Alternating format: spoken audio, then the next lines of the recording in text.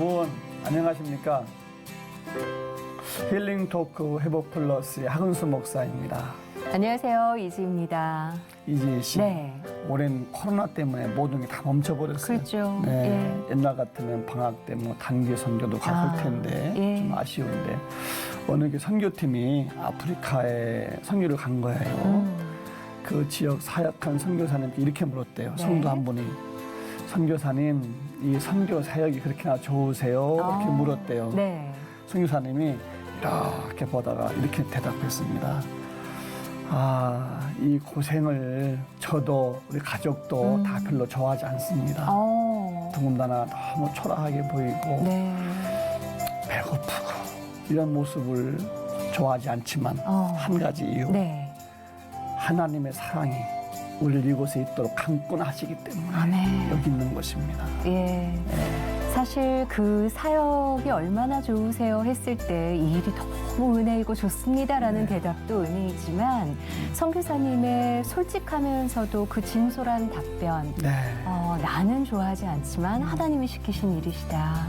정말 하나님이 주신 그 사역이 기쁜 일인 건 분명하지만 쉽지만은 않다라는 이야기도 되겠죠. 그래서 오늘은 정말 귀한 곳에서 사역을 하고 계신 분이 계셔서 저희가 스튜디오에 모셔봤습니다. 예수님의 고향 네. 베들레헴에서 사역을 하고 계시는 강태훈 선교사님 모시고 이야기 나눠보겠습니다. 어서 오십시오. 어서 오세요. 안녕하세요. 반갑습니다. 아, 반갑습니다. 네. 예수님이 탄생하신 곳 베들레헴에서 사역하고 있는 강태윤 선교사. 이스라엘과 팔레스타인의 분쟁 지역인 베들레헴에서 전쟁의 고초를 겪으며 30년 동안 복음 전령사로서의 사명을 감당하고 있는 강태윤 선교사. 열악한 상황 가운데 팔레스타인 자치정부의 허가를 받고 한국문화원이란 센터를 준공하기까지 하나님의 손길이 가지 않은 곳이 없다고 한다. 보아스의 뜰에 세운 선교센터에 진정한 복음을 실천하는 강태윤 선교사의 회복 스토리를 지금 바로 공개합니다. 내가 무슨 순교를 가구로 남으냐고 비행기 싸기도 못 나갔는데 왜? 베들레헴 들어가니까 베들레헴 이웃들 저한테 너 혹시 첩지 않냐? 센터를 이 선교 센터를 세우지라고 보았어도 생각을 못했을 거야. 나한테 당장 두렵다는 거야.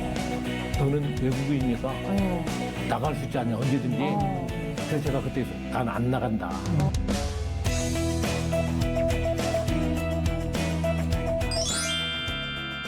베들레헴 하면은 이스라엘, 예수님이 탄생된 곳, 다 아는 곳인데 네. 조금 더 깊이 있게 좀 설명 좀 해주시죠. 베들레헴은 네. 팔레스타인 자치령에 속한 예. 자치 도시입니다. 그러니까 이스라엘과 전혀 네. 상관이 없는 팔레스타인 도시라는 것입니다. 예. 그러면 선교사님 지금 계신 곳이 팔레스타인에 예. 속한 곳에 계시는 맞습니다. 거잖아요. 예. 네. 근데 저희가 그냥 팔레스타인 생각하면 워낙 뉴스에서 갈등이 많고 예, 내전이 예. 많이 일어나는 곳이다 보니까 위험한 곳이네라는 생각을 하거든요. 예. 실제로는 어떻습니까? 아무래도 이스라엘과 팔레스타인의 갈등은 단순한 문제가 아니지 않습니까? 종교적인 것이 바탕에 있고 그다음에 정치적인, 네. 경제적인 여러 요소가 있기 때문에 서로 안에 이스라엘과 팔레스타인의 양측의 주장이 첨예하다 보니까 자주 충돌하는 경우가 많이 있습니다. 예. 거기 사신 지 지금 몇 년쯤 되셨습니까? 30년. 30년요? 예. 팔레스타인 그 선교의 개척자시네, 그죠? 그러시네요. 1세 선교사님이라고 예. 보시면 네. 돼요. 1세대 선교사라고 생각하시면 됩니다. 그런데 예. 베들레헴이 선교지다. 참 묘한 느낌이 있거든요. 네. 네. 많은 분들이 네. 베들레헴 예수님 태어나신 곳이니까 네. 그곳에 있는 사람들은 다 예수를 믿는다고 생각을 해요. 네. 근데 와서 보면은 아니거든요. 깜짝 놀래요. 팔레스타인은 약 98%가 무슬림이고요. 2%가 기독교인데 그나마 이제 주로 이제 구교 쪽에 네. 개신교인들은 제가 볼 때는 기백 명 통틀어서 그 정도밖에 되지 않는 어떻게 보면 선교의 불모지 중에 하나라고 보시면 됩니다. 참 예. 슬픈 그러게요. 이야기네요. 맞습니다. 그렇죠. 예. 어느 곳보다도 더 예. 많은 사랑이 전해져야 될 그곳에서 예. 예. 오히려 색깔을 잃어버린. 맞습니다. 예. 예. 그러면 선교사님께 오늘은 정말 많은 이야기를 네. 들을 수 있지 않을까 싶은 기대감이 드는데 네. 예. 그러기 위해서는 30년 동안 선교 생활을 하기 위해서는 그 안에 먼저 쌓아져 있던 신앙이 있으셨을 거 아니에요. 예. 그 이야기부터 시작을 해볼까 봐요. 어떻게 믿게 되셨나요? 저는 모태 신앙이에요. 그러시군요. 예, 이게 3대째 3대 신앙이고 예. 저는 교회하고 학생 시절을 생각하면 네. 교회, 학교, 집 밖에 몰랐던 오. 그렇게 신앙생활을 했습니다. 와. 그러면은 그냥 진로는 당연히 신학교 이렇게 그러게. 딱 정해지신 거예요? 그렇습니다. 저는. 예. 예, 예. 그래서 신학교로 바로 들어가셨어요? 예, 이제 제가 고등학교 졸업 후 77년도에 네. 신학교 입학을 했었죠. 네. 그런데 중간에 살짝 뒤로 다시 뭔가가 이야기가 또 그래요? 있던데요, 선교사님. 예, 예. 그래요? 어떻게 된 제가 건가요? 신학교를 예. 다니면서 음. 가만히 생각해 보니까 이렇게 빨리 목사가 되는 것이 과연 내가 진정한 목사로서의 사명을 제대로 감당할 수 있겠느냐 네. 라는 생각을 하기 시작했어요. 아, 질문이 들었군요. 이건 아니다. 목사라는 이 사명이 그렇게 간다는 것이 아닌데. 네. 그래서 뭔가 좀 세상을 좀 알고 그런 후에 네. 목회자가 되는 것이 바람직한 것이 아닌가라고 생각을 했고 네. 제대 말년에 82년도 2월 달 제대했는데 네. 군복 입고 그 대학 면접 예. 하러 갔던 사람입니다. 그러면 원래는 몇 학번이셨는데요, 신학교는? 77학번이고요. 예. 네. 제가 그 원광대학을 들어갔습니다. 아. 원광대학교 영문학과를 들어갔는데 82학번입니다. 82학번으로? 일반 82학번입니다. 예. 와, 실제로 가보시니까 어떠셨어요? 세상을 알기 위해서 가신 곳이잖아요. 그런데 그건 제 생각이었지만 결국은 하나님께서 네. 저를 또 그곳에서 더 넓은 세상을 보고 과연 82년도에 제가 입학을 했고 1, 2학년 때는 정말 복학생이었으니까 네. 복학생이라 할 수는 없지만 제대하고 정말 공부를 정말 열심히 했습니다. 우리 원광대학교 아시겠지만 엄불교 학교 네. 아닙니까? 예. 그 안에서 기독 학생회를 제가 조직을 했습니다. 그 안에서? 예. 야. 그 당시만 해도 시국이 아시겠지만 80년대 초에 이게 쉽지 않은 네. 어지러운 때였죠. 어지럽고 학생 운동 많이 할 때고. 네. 예. 그러면서 저는 이제 내가 보수 신앙을 가진 기독 학생으로서 내가 이 시국 속에서 어떻게 살아가는 것이 기독 청년으로서 자세인가라는 네. 고민을 참 많이 했습니다. 저는 학생 운동권이라고 말하기는 어렵지만 네. 자, 그런 어떤 사회적인 그런 데 눈을 떴고 그것이 네. 결국은 저로 하여금 팔레스타인에 돌아가서도 네. 그런 여러 가지 상황이나 사회적인 문제를 이해하고 분석할 수 있는 눈을 갖게 했다고 저는 생각을 합니다. 예. 그렇군요. 예. 예. 참 오히려 일반대 가서 더 이렇게 막 커진 거네 눈이 그죠? 그렇죠. 예. 근데 예. 되게 일반 대학 다니다가 은혜 받고 신학교를 가는 건 많은데 예, 예. 선교사님 같이 좀 신학교를 다니다가 반대입니다. 예, 예. 일반대를 갔단 말입니다. 그렇죠. 예, 예. 그러면 다시 신학교를 또 오신 거예요? 제가 학교에 다니면서 두 가지로 고민을 했습니다. 네. 하나는 우리 민족의 가장 큰 문제가 해결해야 될 가장 큰 문제가 교육 문제라고 저는 생각했습니다. 네. 네. 교육 문제가 해결 없이는 대한민국에 희망이 없다고 생각을 했었고 두 번째는 농촌 문제였습니다. 사실 농촌이 흔들려 버리면 대한민국이 아무리 뭐 산업화가 되고 해도 농촌 문제가 대단히 중요한 예. 먹거리와 함께 어떤 우리 민족의 농업이 기반이 무너져 버리면 이 사회도 무너진다고 저는 생각을 했습니다. 네.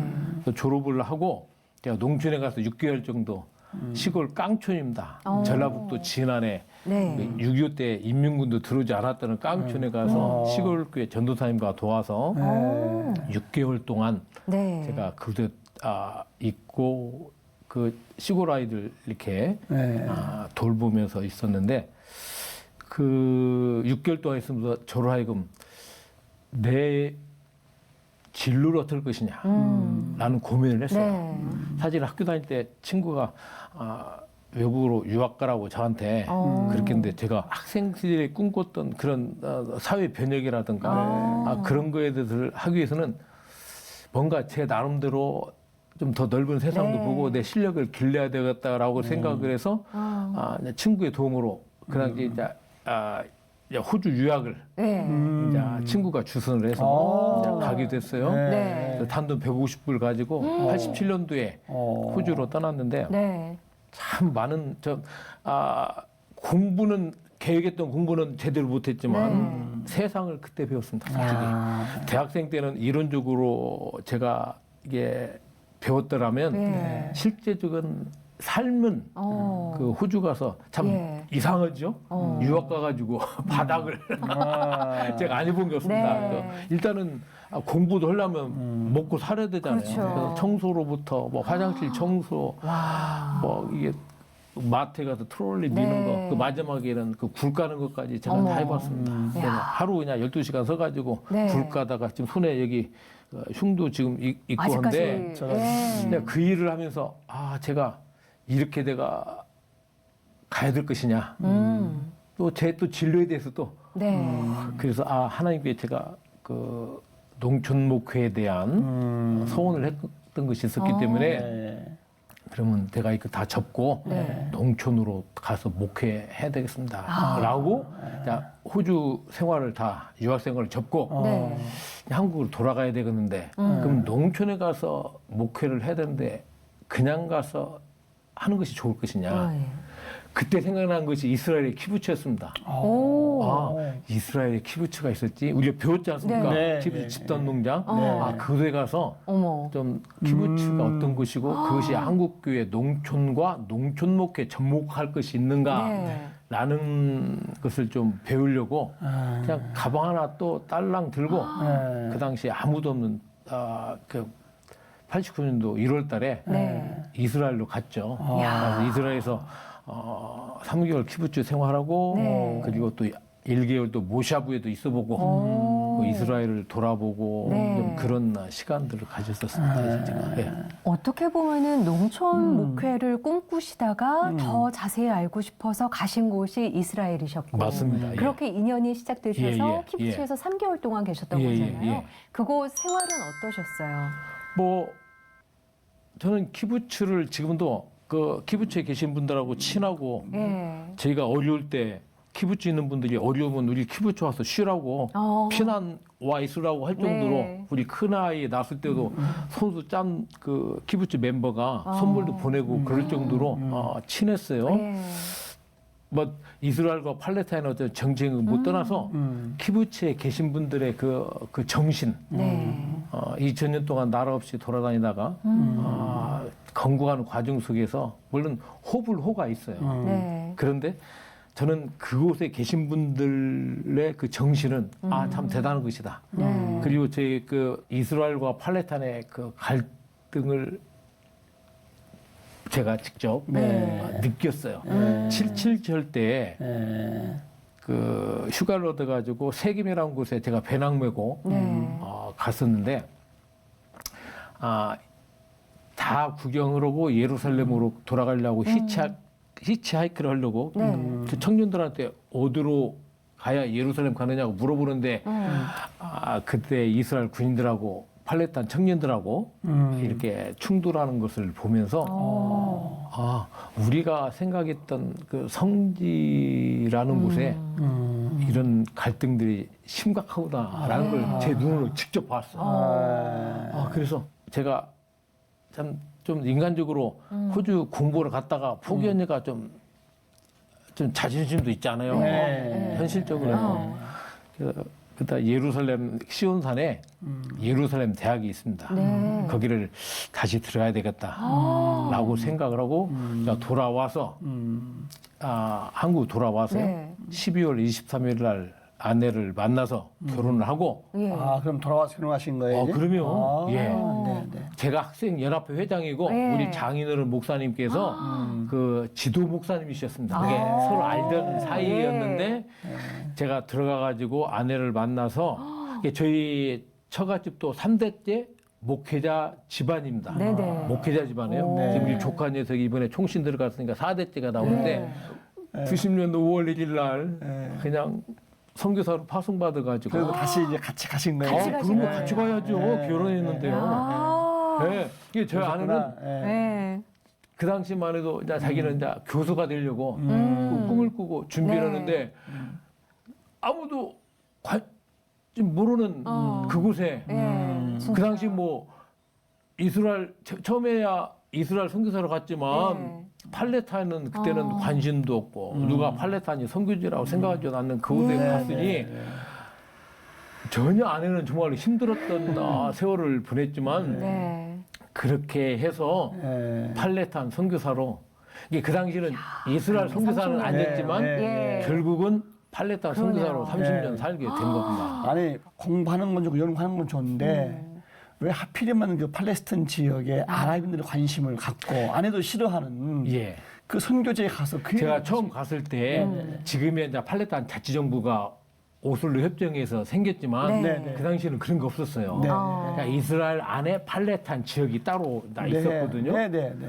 이게 파송받을 때는 이스라엘 선교사로 파송받았는데 제가 가서 처음 살던 동네가 아랍 동네였어요. 만약에 제가 유대인 동네에 살았으면 지금 유대인 선교사로 남아 있을 겁니다. 와. 근데 아랍 동네로 예. 가서 살았어요. 왜 그러니?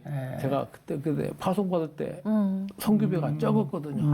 별 수 없이 유대인 동네는 좀 비싸고. 비싸고 네. 아랍 동네는 싸니까 네. 아랍 동네에서 살게 된 것이 네. 결국은 지나 보니까 하나님께서 너는 네. 유대인 쪽이 아닌 팔레타인 쪽에 가서 선교하라고 하나님께서 그냥 아예 처음부터 그렇게 시작해서 네. 팔레타인 선교사가 제 의지가 아니고 하나님의 인도하심 따라 이렇게 예. 왔습니다. 그런 거네요. 네. 근데 사실 금전적인 이유 때문에 사는 동네가 그렇게 팔레스타인의 아랍인들 사는 곳에 살게 예, 예, 되셨지만 예, 예. 그렇다고 해서 그분들의 마음을 얻고 그곳에서 선교사로서의 삶을 예, 예. 사는 거는 이건 또 다른 이야기잖아요. 예, 그럼 예. 어떻게 흡수가 네. 되셨나요, 그곳에서? 아시겠지만 91년도에 걸프 전쟁 네. 났잖아요. 네, 네, 그때 네. 많은 외국인들이 많이 철수를 했어요. 그러니까 저도 철수를 하려고 예.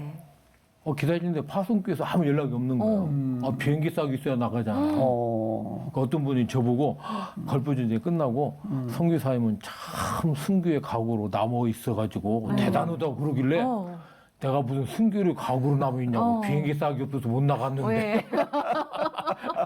근데 지나고 나니까 네. 그것조차도 하나님께서 그 걸프 전쟁을 통해서 물론 두려움이 있었죠. 네. 23발의 스카드 미사일이 직접 날라오고 저는 그걸 봤으니까요. 그 현장에 계셨던 거예요, 예, 진짜. 그때의 그 어려운 가운데서 너무나 힘드니까 뭐 선교사도 인간이고 네. 두렵지 않아요. 그렇죠. 그러면요.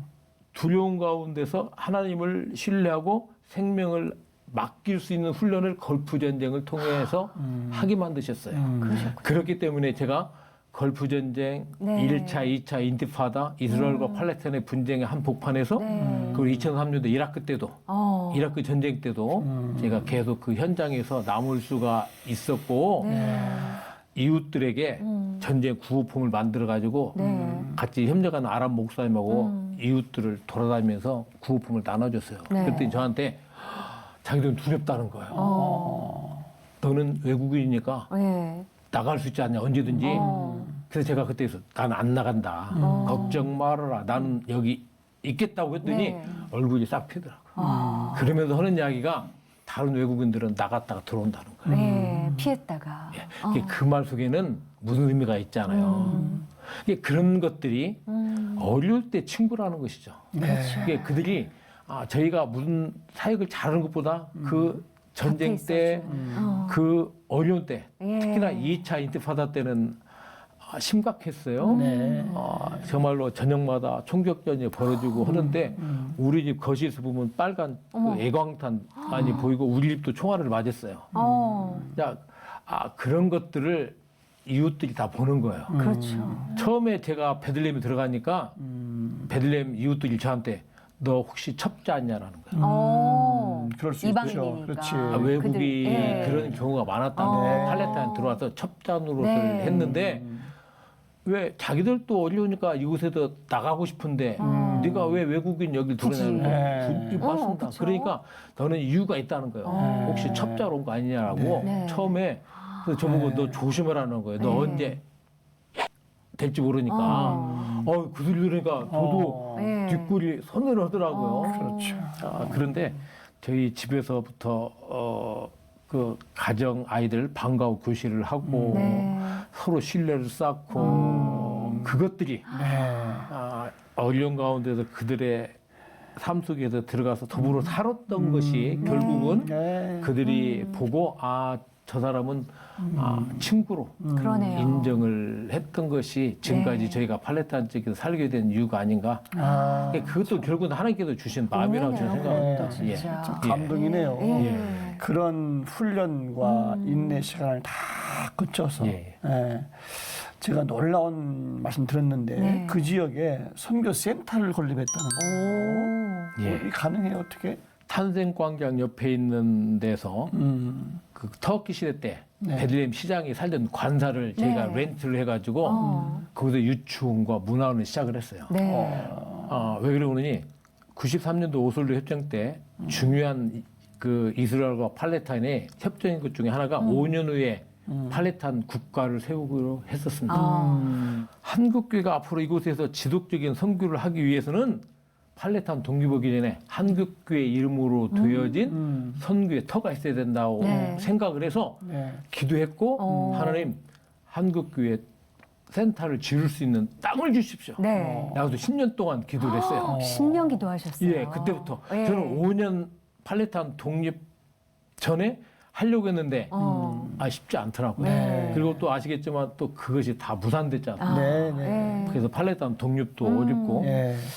한국교회가 팔레타인의 선교지로서 관심이 없지 않습니까? 네. 갑자기 맨날 싸우는 곳이고 팔레타인은 부정적인 네. 인식이 많다 보니까 팔레타인들은 구원을 받아야 될 사람이라는 생각을 하지 않아요. 네. 자, 그런 어려움 속에서 그곳에다가 센터를 지켜야 땅을 산다는 것에 대해서 누구 하나 관심이 없고 그건 불가능하다고 저한테 이야기를 하고 그건 할 수가 없다고. 정말 어려운 얘기죠. 네. 근데 저는 무슨 말씀, 이건 하나님께서 역사하시리라 저는 믿고 네. 분명코 한국교회를 통해서 이곳에 예수님 오시는 날까지 계속돼야 될 마지막 땅끝 선교를 위한 교두보가 필요하고 네. 하나님께 이렇게 되면 확신이 있었어요. 예. 예. 그래서 정말 기적 같은 은혜로 10년 만에 그 성경 룻기에 나오는 네. 보아스의 뜰에 네. 450평의 땅을 샀고 한국교회 이름으로 제가 그 팔레타인 자치정부에 한국문화원으로 등록이 되어 있습니다. 오. 그 이름으로 정식으로 등록을 했습니다. 그래서 보아스의 뜰에 450평은 예. 앞으로 성경 읽으실 때 네. 그곳에 한국교회 땅이 있다는 걸 아시고 야. 룻기를 읽으시면 더 은혜가 되리라 저는 믿습니다. 할렐루야. 지금 이게 현실인 거죠? 네. 진짜 이야기인 그러면 거죠? 450평에 혹시 그 이제 그 루시 밀밭 줍던 그러면 그 거기입니까? 보아스들. 예, 그곳입니다. 오. 이게 보아스도 할렐루야. 한국교회가 예. 21세기에 자기가 그 땅에다가 센터를 이 선교 센터를 세우리라고 보아스도 생각을 못했을 겁니다. 아니 진짜 놀라운 이야기인 거예요, 정말 사실. 놀라운 일이다 이거. 예. 예. 룻기는 하나님의 구속의 사건 중에 대단히 중요한 획을 긋는 사건입니다. 네. 유대인과 이방인이 만나요? 그것도 하나님의 성에 들을 수 없는 모함 여인 그 네. 과부가 그렇죠. 어떻게 만났습니까? 이해가 안 되는 거예요 그 당시에요. 근데 하나님께서는 이방 여인 룻을 통해서 예. 하나님의 구속의 역사에 획을 그으셨고 그래서 다윗의 가문을 이뤘지 않습니까? 그러니까요. 다윗이 가문이 유대인과 이방 여인 사이에서 시작된 네. 거예요. 네. 그리고 그 다윗의 가문에서 예수 그리스도가 탄생한 것입니다. 그렇죠. 그 뜰을 선교사님이 신년 기도하셔서 사신 거잖아요. 하나님께서 사게 하셨어요. 그러니까. 많은 사람들이 불가능하고 했을 때. 네. 예. 근데 와. 제가 센터를 지으려고 많은 베들레헴 땅을 봤어요. 네. 저는 하나님께서 센터를 지을 땅을 주시라 확신을 갖고 돌아다녔어요. 네. 그러니까 베들레헴에 있는 사람들이 제가 돈이 많은 줄 알더라고요. 땅 보러 다니시죠? 땅 보러 다니니까. 예. 근데 실제로 제가 돈 많게 보이지 않아요. 돈이 많이 있게. 실제로 저는 이런 한 푼이 없었습니다. 그러나 분명 은 하나님께서 하신다는 확신이 아멘. 저에게 있었고 네. 이거를 지금 하지 않으면 제가 1세대 선교사로서 이 일을 하지 않으면 제가 하나님 앞에 갔을 때 혼날 거라는 생각이 들었어요. 우리 한국교회가 단순한 이방교회로만 남는 것이 아니라 네. 우리 한국에만 이렇게 국한된 것이 아니라 하나님의 구속의 역사를 21세기 아니 사도행전 1장 8절에 땅끝까지 선교를 이루는 데 있어서 우리 한국교회가 네. 그 일을 완수할 수 있도록 하나님께서 시작하셨고 하나님께서 계획하셨고 그러네요. 하나님이 이루어 가신 네. 그런 센터라고 생각을 하기 때문에 이건 하나님께서 하신 진짜. 네. 놀라운 일이고 네. 그래서 우리 한국교회가 네. 다시 한번 이 코로나로 어렵지만 교회 본질을 다시 한번 회복하고 네. 선교의 사명을 다시 한번 우리 그 보아스의 뜰에 세워진 센터를 통해서 확인하고 같이 좀 마음을 모았으면 좋겠다라는 생각을 저기요, 갖고 있습니다. 선교사님 예. 앞에 카메라를 보시고 예. 이제 이스라엘 오시면은 예. 예수 탄생 기념교회 맞다 가지 마시고 예. 옆에 걸어서 30분 차로 5분 거리인데 가깝습니다. 예. 보아스의 뜰에 예. 한국교회가 세운 선교센터 예. 꼭 들려가시라고 인사 한번 하시죠. 앞에 카메라 보시고. 오시면은 보아스의 뜰에 세워진 한국교회 이름으로 세워진 이 센터에 오셔서 제가 5층 건물이거든요. 네. 예배당도 있고 제가 오시면은 커피도 대접합니다. 좀 예. 설기술래 좀 오셔가지고 기도 좀 하시고 아멘. 그 마음껏 기도할 수가 있어요. 네. 그러니까 큰 소리 내서 찬양하고 기도하시고 그러면서 성기술래 의미를 한번 네. 야. 생각하시고 좀 정리도 하시면서 네. 그러네요. 내가 순례 마치고 돌아가서 예수 그리스도의 제자로서 내가 어떻게 살 것인가를 네. 다시 한번 돌아보는 그런 시간이 되니까요. 교회도 있고 센터도 있다는 걸 직접 눈으로 와서 보시면 아멘. 좋을 것 같습니다. 아멘. 환영합니다. 언제든지. 코로나만 빨리 네. 끝나게.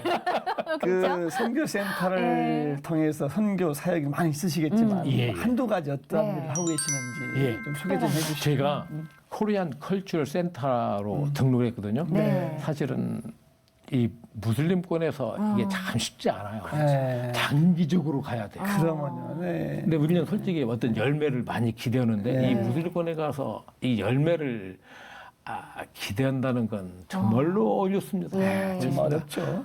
그렇기 때문에 장기적으로 봐야 돼요.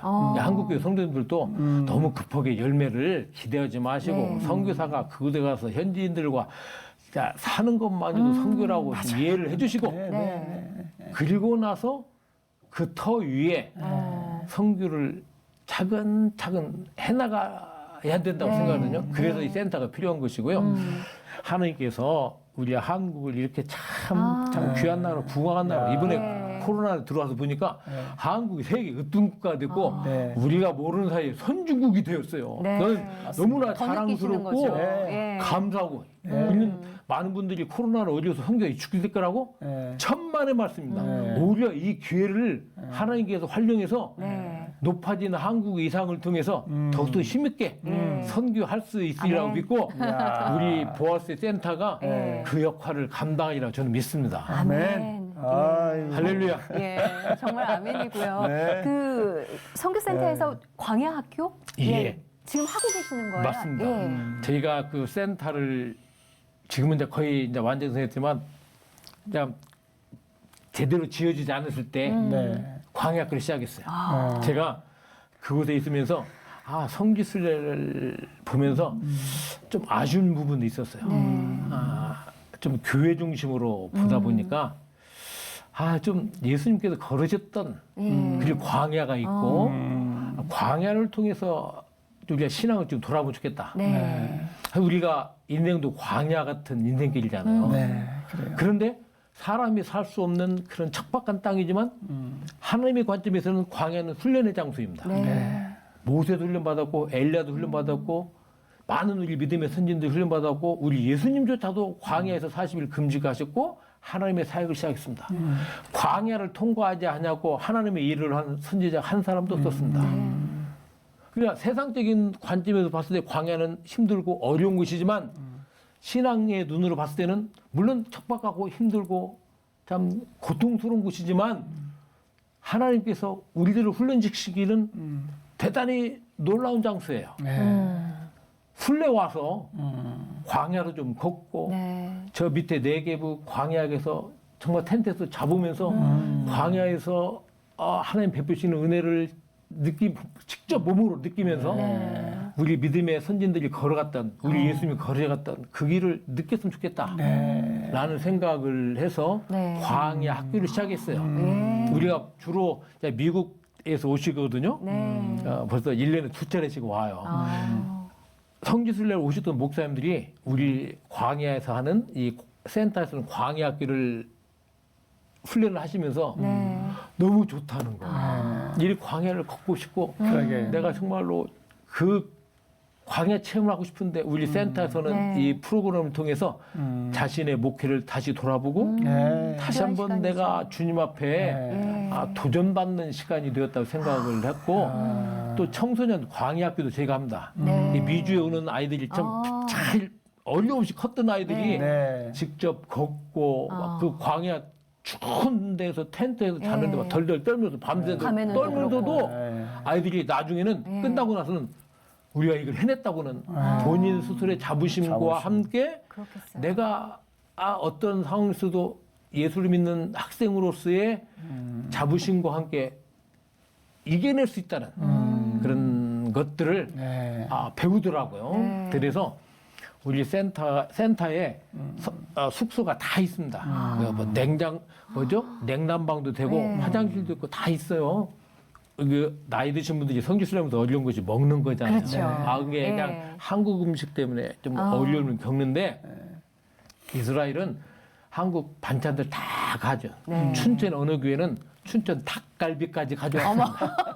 위대한 한국입니다. 이게 보아스의 예. 뜰에서 예. 춘천 닭갈비 먹으리라고 다윗도 생각 못했을 것입니다. 그러니까 아. 마음껏 와서 네. 네. 한국 음식 해 먹고 우리는 한 200명 들어가는 예배당이 있으니까 거기 와서 새벽에도 기도하고 네. 담임 목사님이 그 현장마다 오셔가지고 메시지를 주니까 성도님들이 너무 좋아요. 네. 그러니까 처음에는 센터가 성지순례 가지고 밥을 먹는다고 하니까 아유 거기까지 밥을 먹는 것 때문에 좀 이렇게 고기를 쩌릿쩌릿 했다 와가지고는 네. 너무 좋은 거예요. 네. 밥을 먹으니까 속 편하고 속이 편해야 이게 잘 보이죠. 예. 속이 안 편하면 안 보여요. 잘. 나는 저기 2번 갔다 왔는데 네. 다시 한번 또 가봐야 되겠어. 이스라엘. 들어가면 그렇죠. 언제든지 보아스의 환영합니다. 뜰을 네. 밟아보는 예. 예, 날이 빨리 왔으면 좋겠고요. 앞으로 하실 일이 정말 많으실 것 같아요. 근데 코로나 때문에 들어오신 건가요? 한국에는 어떻게 들어오신 거예요? 제가 예. 비자 문제가 사실 어려웠습니다. 아. 사실 선교사님들의 가장 큰 문제가 비자 네, 문제거든요. 예. 그래서 좀 4년 동안 비자가 안 나와가지고 네. 비자를 받으려고 참 여러모로 애를 썼는데 다 차단되었어요. 예. 그래서 참 이제는 비자가 안 나오니까 별 수 없이 이제 그곳에서 네. 그냥 아내하고 둘이 계속 있어야 되겠다라고 결정을 했는데 네. 참 감사하게 우리 둘째가 베들레헴에서 현지 학교를 졸업을 했어요. 고등학교를요. 네. 그리고 대학을 미국의 워싱턴 DC에 있는 조지타운에 들어갔고 국제관계학교에서 공부를 네. 하고 있고 올해 3년 조교 졸업을 해서 대학원에 들어갔습니다. 예. 근데 작년에 그 이스라엘에서 오신 교환 교수님 수업을 들었대요. 네. 근데 그분이 변호사라고 그러더라고요. 어머. 로펌도 가지고 예. 계시고. 네. 그래서 제가 우리 아이한테 야, 그 교수님하고 잘 교제 좀 하거라. 그래가지고 올 1월에 우리 아이가 방학 때 베들레헴 왔을 때 네. 텔아비브에 가서 그 교수님하고 만나서 식사하면서 네. 이야기를 했어요. 그래서 한국에 대한 이야기도 하고 네. 한국이 얼마나 참 일제시대 때 어려움과 6.25 그런 참 그 당시만 해도 지구상에서 한국에 대한 이름이 별로 없던 네. 때 네. 최빈국 중에 하나였는데 네. 참 하나님의 은혜로 한국이 이렇게 참 세계 10대 경제도 되고 네. 얼마나 한국 교회가 또 이스라엘과 팔레스타인을 위해서 네. 참 많이 오고 또 이 땅의 평화를 위해서 한국이 얼마나 기도 많이 하는 줄 아느냐. 근데 깜짝 놀라더라고요. 그래서 그 일들을 많이 하기 위해서 한국 교회가 베들레헴에다가 땅을 사서 센터를 네. 세웠는데 네. 이 센터를 통해서 앞으로 한국 교회가 많은 일을 하고 네. 이스라엘과 팔레스타인의 시편 122편에 예루살렘의 평화를 위해서 기도하려고 우리 한국 교회 얼마나 기도했고 앞으로도 기도하려고 하는데 지금 내가 비자 문제가 어려워서 예. 일을 어려운데 어떻게 했으면 좋겠느냐고 예. 근데 그분이 가만히 있었더니 그러면 자기가 돕겠다고 그러더라고요. 그래서 예. 9월 달에 비자를 문제가 해결돼서 10월 초에 예.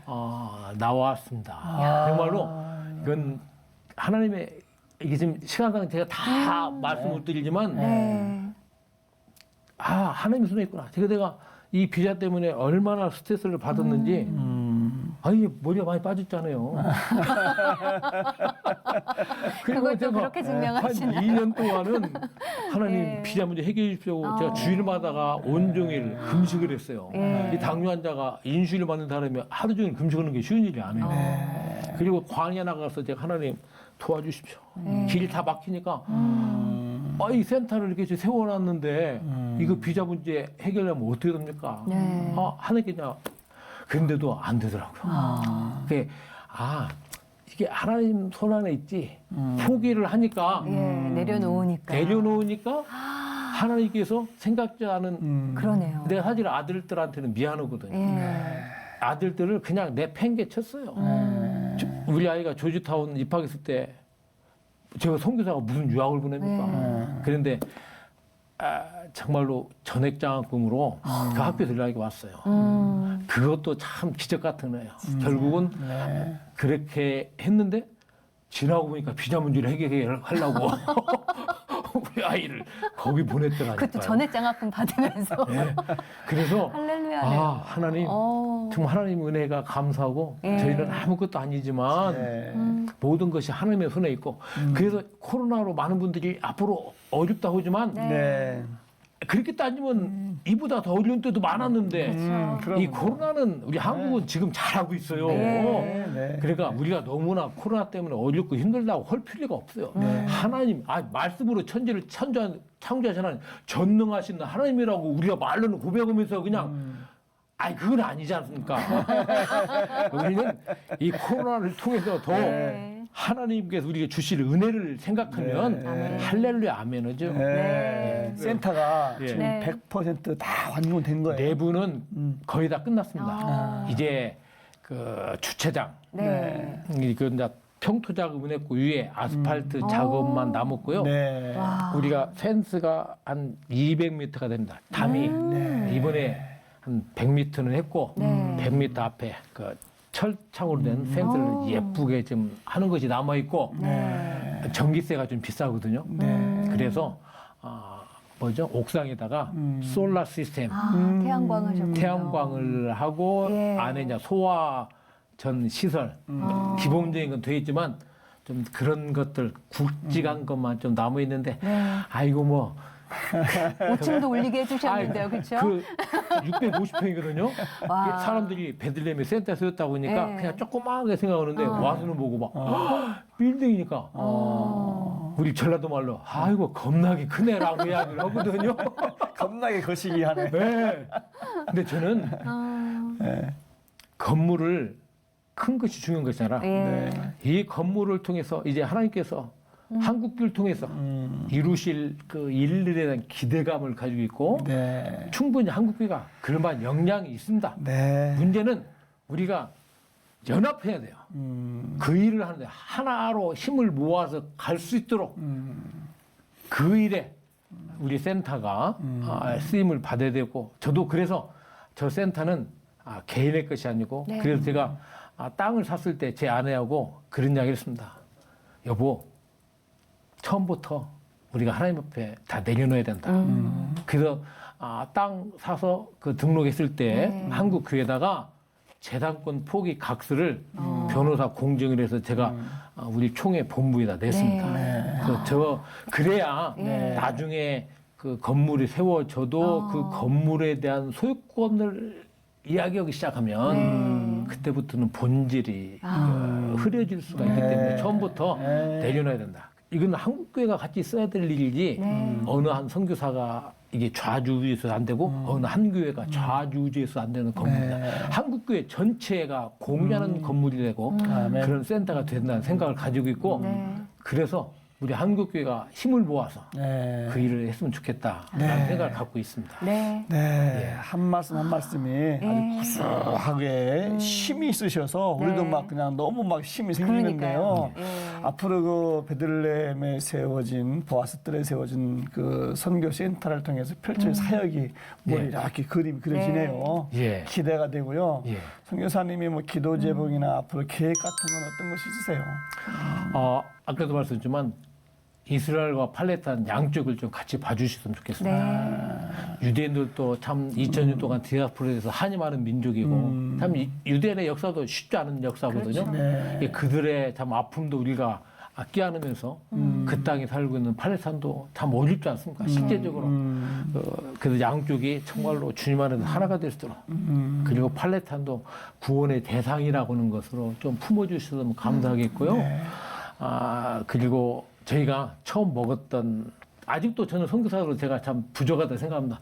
살아가면 살아갈수록 이거 선교는 참 어렵다는 걸 느끼지만 무슨 뭐 선교사로 하여금 선교의 열매를 좀 그런 우리가 하나님께서 판단하실 것이고 우리는 꾸준히 그 일을 감당하도록 신실한 마음으로 계속 갈 수 있도록 처음 마음 제가 편치 않고 계속 갈 수 있도록 기도해 주시고 현실적으로 센터 남은 공사 얼마 안 남았는데 그거 마무리할 수 있도록 기도해 주시고 제 건강에 지금 제 아내가 이번에 한국에 또 눈수술을 했어요.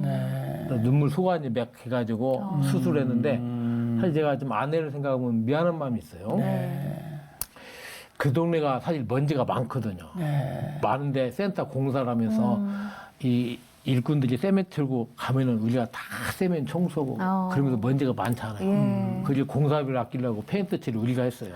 그래서 저도 손이 좀 굳었고 아내도 손이 아파요. 근데 그러면서 이제 눈에 이게 먼지들이 많으니까 눈물샘이 막혀가지고 고생을 많이 해서 이번에 와서 수술을 했습니다. 치료 중에 있는데 우리 저희 부부가 건강하게 그리고 뭐 모든 부모님들의 소망인 자녀들이 정말 하나님 안에서 정말로 이기적인 삶을 살지 않고 우리 아이가 뭐 제가 뭐 세상적으로 성공한다고 해봐야 세상적인 성공은 아니 적습니다.